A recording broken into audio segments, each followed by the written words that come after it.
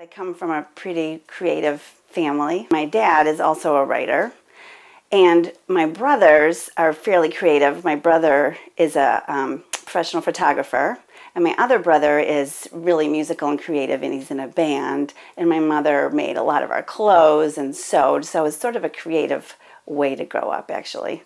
So growing up, I was always really interested in writing and paying attention to what was happening around me, and I used to sit and write little stories, and I actually submitted poems when I was in 6th grade and got my first rejection letter. So I did publish this nonfiction book for young readers called One Room Schools.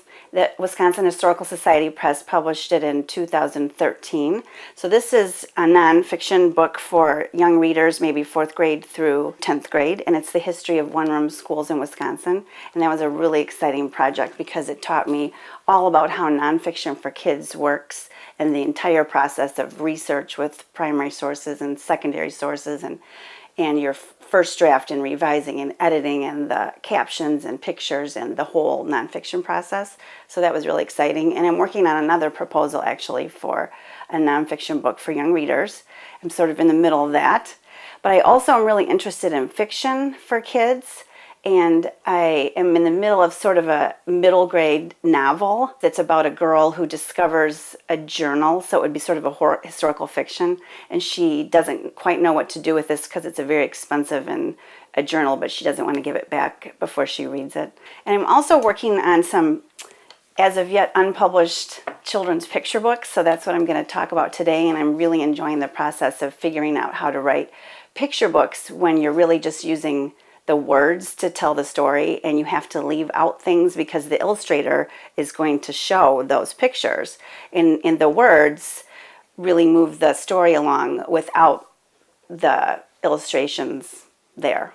I have a critique group that I joined in March, and the group is actually made up of people that I've never met.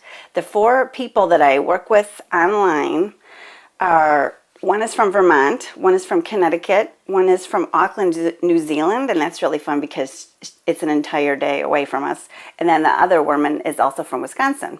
And I joined this critique group because I felt like it would be a really neat way for me to learn about what picture book writing is all about. And I feel really like a beginning writer, which is kind of neat because it connects me with my students and I understand exactly how they feel when they're trying something new. We set a purpose, and the purpose is to provide ongoing supportive feedback to elevate the quality of our picture book manuscripts.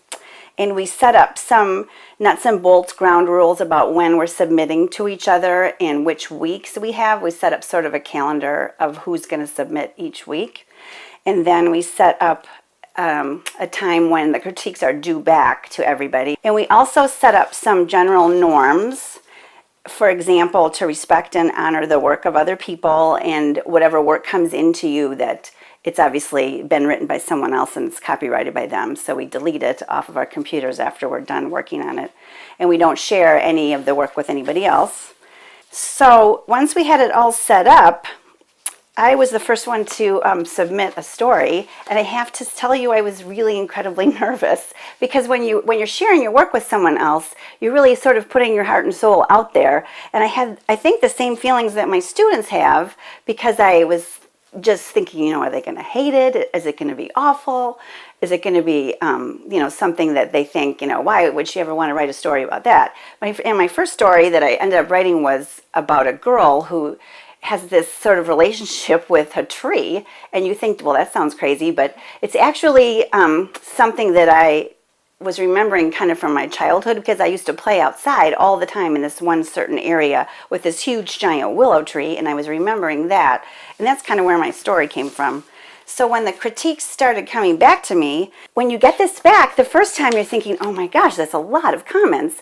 And it gave me the feeling like I had when I was in high school, when you turn a paper in and you get your paper back and it's all full of red marks with a grade at the top. But this is completely different because it's not a grade, and it's really just for me. And the intent is to help me and to help each other get to be better writers.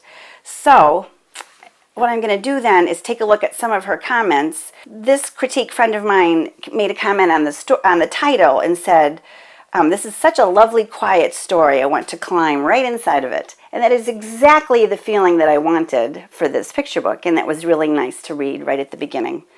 And then, this was important for me because I'm really a beginning picture book writer, and she said immediately, maybe the picture could show this part, and because I had said specifically, I was telling too much instead of letting the pictures be there. So I said, there's the willow tree growing at the end of the row. Well, you don't need to say that because that would be in a picture. So I took that out. And then she said a really great comment that said, I keep reading about the importance of first lines and last lines, of course, in a story. And her suggestion was, what if you begin here?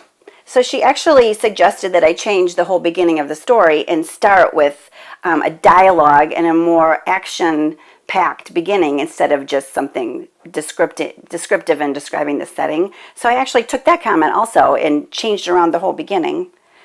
And I like this comment too. She said, it seems like this response reads sort of funny. And that's nothing professional or anything, but if it's not reading so that she can understand it, I really appreciate that. And I did reread it so that I could figure out what she was not understanding. And another one, she said, the whole story feels kind of stuck here. Maybe it needs to begin like this. So the critiquing comments are really helpful. And also, I should mention that at the beginning, when we first email these to people, I say what I specifically feel like I need help with, whether I want them to critique for the content, or do I want them to critique for the character, or to check the plot, or to do more of a line item edit, like which word, this is too long, which words can be taken out. So we sort of edit each other's papers for all different reasons, it's not too open-ended. Oh, here's another one where I had just used the word whispering willow too much. So she said, I was thinking of all the ways a tree might talk. Could it rustle or murmur? And then she changed and said maybe the tree could swish. Branches could swish along. And here's another part where she said, you don't need to say this because the picture would show it.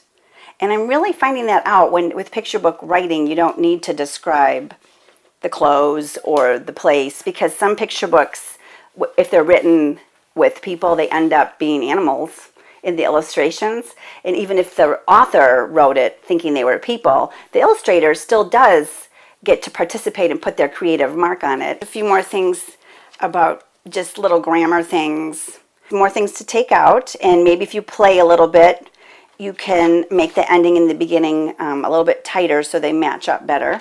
And this story I actually did submit to a publisher and got a really nice rejection note already. So we're working on it, and apparently it's just how it works. And I've heard lots and lots of authors say that it takes 100 rejections before anything actually gets published. And I'm an agent, and I don't know if I'm even at the point where I can obtain an agent anyway. So this is really a learning process for me, and I'm just really having a lot of fun working with other people, and being able to work with critique partners has just been really beneficial for me.